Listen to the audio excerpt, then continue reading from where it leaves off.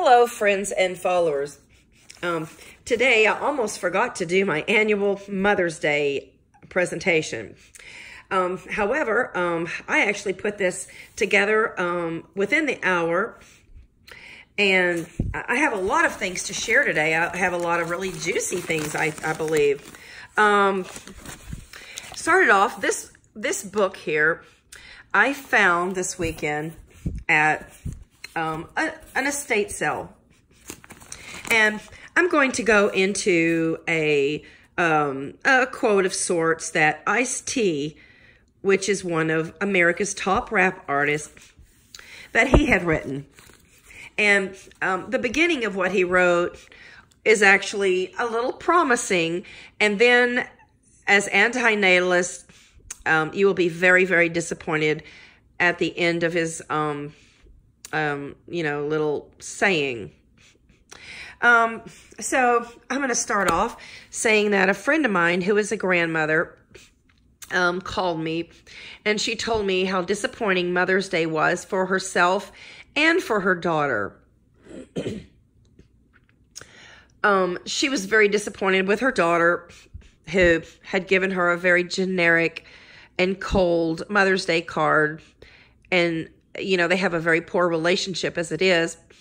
And then she watched her grandsons berate and insult their mother, which she said was very hurtful for her.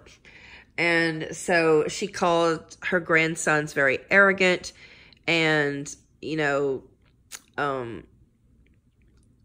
demeaning and critical and condescending. So basically, Mother's Day was a bust. And I'm sure Mother's Day was a bust for many, many women, because there is a lot of regret when it comes to motherhood, fatherhood, and all of natalism. First of all, I want to go over, this is like really sad. I saw this in the paper and I had just cut it out recently. So I'm going to share what it says. This happened in Brazil. And so the author of this, or the writer, said she met Solange Ferreira, and she was at the hospital waiting to hear from a doctor whether her baby boy had what so many in her village were talking about: microencephaly, or an abnormally small head that is a sign of severe disabilities and a truncated life expectancy. It is believed linked to the Zika virus. His head was notably small. I saw the mother struggling. The boy would scream uncontrollably for long stretches, getting red in the face and tightening his already stiff limbs. He also struggled to feed, something I had learned was common in children with neurological disorders. When his screaming got so bad that nobody was in the house could take it, Mrs. Ferreira would put Jose in a bucket. A nurse at the hospital had suggested the technique, and it seemed to calm the child. Editing my pictures was hard.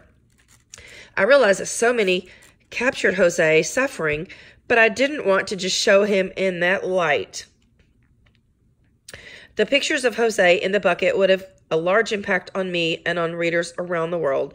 So this week I decided to visit the family again. Jose looked worse. Not only did he scream uncontrollably, but one of his eyes convulsed. Mrs. Ferreira told me that she fears Jose could end up paralyzed and blind. He had lost weight from 15 to 11 pounds, a huge drop for a baby who should be growing. Mrs. Ferreira cried when she said she had realized that Jose may never run and play like her two older children. I realized then that the full weight of what Mrs. Ferreira was up against had hit her. Jose would need extreme care for the rest of his life, and it would be a challenge. As I was leaving, a neighbor with an infant about the same age as Jose came over for a visit. Mrs. Ferreira looked at the baby and smiled. Now I have started believing that it is actually the other babies that have heads that are too big. she said in a tone both playful and sad, "Jose is my new normal." Well, if that's not a bunch of shit. First of all, this baby has immeasurable suffrage at his very tender age. Jose's life is nothing but misery. And the writer did not even want to show the negative signs of his life, which are all consuming. In fact, it seems like Jose's life is all about suffering. So she refused to show that part in order to deceive the viewers, the readers. And then this neighbor at the end tries to normalize suffering and put suffering on a pedestal. And so, you know, she's now claiming that everybody else's head is too big and Jose's head is normal. Well, that is not funny. That is not cute. I don't even like that antidote at all. Putting some sort of trophy-like label to someone who suffers, as if suffering is, something we should be proud of, or that we get, bonus points or gold stars for. I'm sorry, these are all wrinkled. I was putting this together like really, really quick and going through the paper. And so this baby boy was rescued from a collapsed building after an earthquake in Taiwan.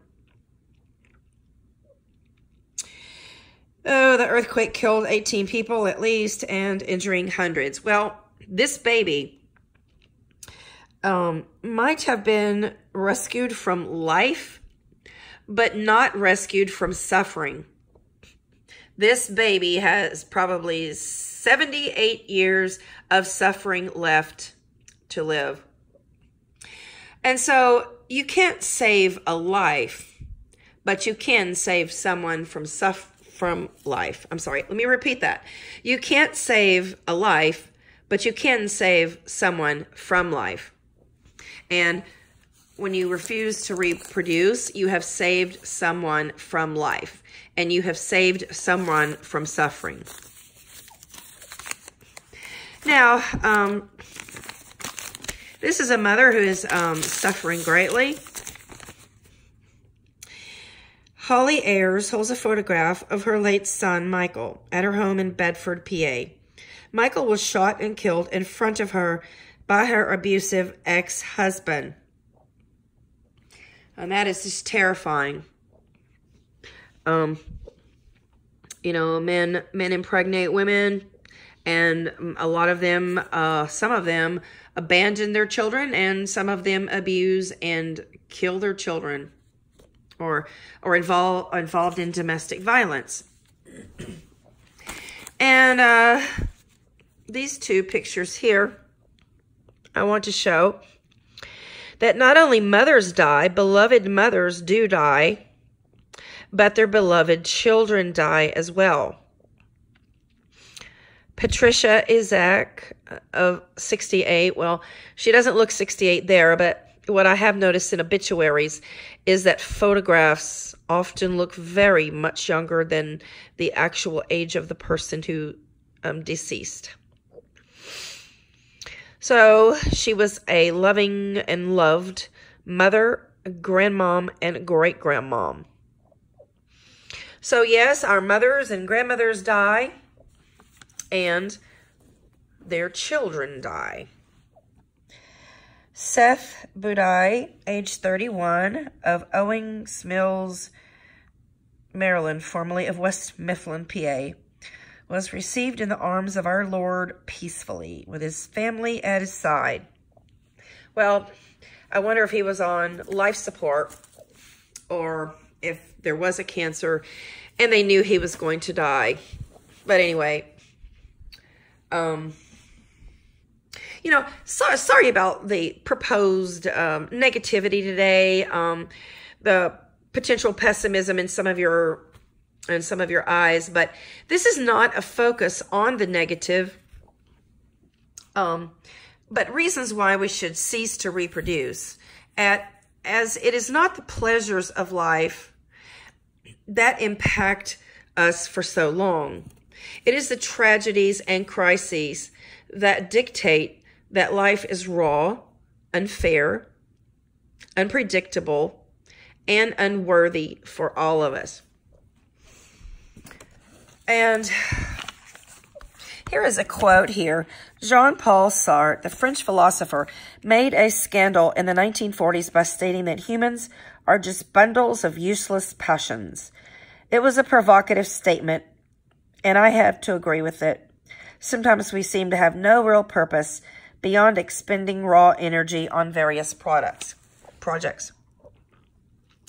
This particular verse is interesting. It starts off pretty promising, and then it gets very disenfranchising. And this is by Ice-T, one of America's top rap artists. We're here to stick our heads above the water for just a minute. Look around and go back under. I don't have any mother, no father, no aunts or uncles. I am an only child. I've lived in the black community, in a ghetto, the world being that street, that neighborhood. I had to set up my own rules for survival, with me being pretty much the judge. Growing up this way helped me to see it all clearly. The reason we are here is to reproduce. Now, let me remind you, this is, spoken from the mouth of a male. Intercourse is instinct. Think about it. If God didn't want sex to feel great, we'd be extinct by now. But it's an ultimate high, and it works. I will add that males are dominant, and males have been dominant from the beginning of time, and they have the strongest sex urges, and they get guaranteed pleasure from the act of intercourse. So their perspective on intercourse will be greatly different than that of a woman. A human being is just another animal in the big jungle, and human beings are the most dangerous animals in the jungle. We are merciless. We go to war, drop nuclear bombs. Do you live with bars on your windows in the ghetto because you're worried about getting killed by a bear? No, you're afraid of the ultimate killer, which is mankind, by the way. We have a lot of different instincts, and they're all animal. We kill because we're angry or need food. We have babies because it feels good, and we want to care for other people. Once you have a kid, you look at the kid and see yourself again. It's like you realize, oh, that's why we're here. Life is really short, and you're going to die, so you should just leave someone else to keep his head above the water. Everything else is just passing time until the next generation. Setting up shop. Just chill out and reproduce.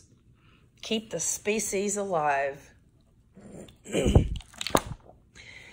Now, I didn't do enough research because I don't know how many children Ice-T has, but I'm sure he has children. I will look that up and put it in my description. And I will be doing a Father's Day a video. But I like I've always said, women do get the blame for reproducing and producing defective children or unruly children. Women do get all of that blame.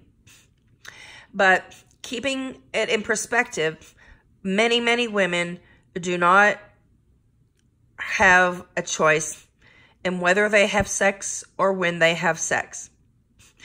And in a poor country or third world, developing country, or possibly a place like Brazil in South America, These women do not have options for abortions. It is totally out of their reach, monetarily and figuratively and actually. They literally cannot get an abortion, and nor, is it even an option for them mentally. So women cannot turn off their reproductivity. Women are victims in that respect. Every woman is a victim. She cannot turn off her ability to become a mother. And sterilization is very, very hard for women to get if they haven't yet produced. And it is costly. And it is just not something that's widely available. And birth control has many, many side effects, including death for women. And yes, women are victims of their sex organs and their hormones.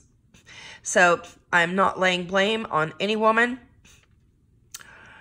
But if you do live in a first world, a developed country, by all means, please refrain from reproducing. Use every birth control option you can get. And if that option fails, please consider abortion. So thank you for watching my video, and please leave your comments below. I love interacting with my viewers and followers. Happy Mother's Day.